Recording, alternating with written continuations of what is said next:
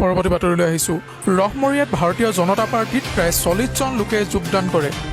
যোগদানৰ কাৰ্যসূচীত উপস্থিত থাকে লাহোৱাল মণ্ডলৰ সভাপতি সঞ্জয় হাজৰিকা, মোহনবাৰী জিলা পৰিষদৰ সদস্য ৰাণু গগৈ, লাহোৱাল যুৱ মৰ্চাৰ সম্পাদক ৰূপম জ্যোতি কোচ আৰু পঞ্চায়তৰ সভাপতি জিতুল গোহাঁইৰ লগতে ভালেকেইজন জনতা পাৰ্টিৰ জ্যেষ্ঠ নেতা উপস্থিত থাকে।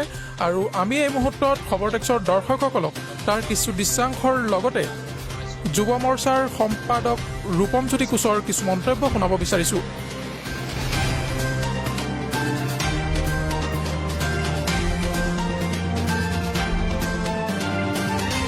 ৰহমৰীয়াত ভাৰতীয় জনতা পাৰ্টিৰ উদ্যোগত ৰহমৰীয়া পঞ্চায়ত সভাপতিৰ সহযোগত ৰহমৰীয়াত প্ৰায় 30 জনৰো অধিক লোকে যোগদান কৰে।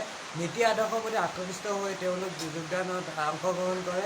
তেওঁলোক বহুতো দলৰ সংগঠনৰ পৰা অহা নিউজ ডেস্ক ৰিপৰ্ট, খবৰ টেক্স।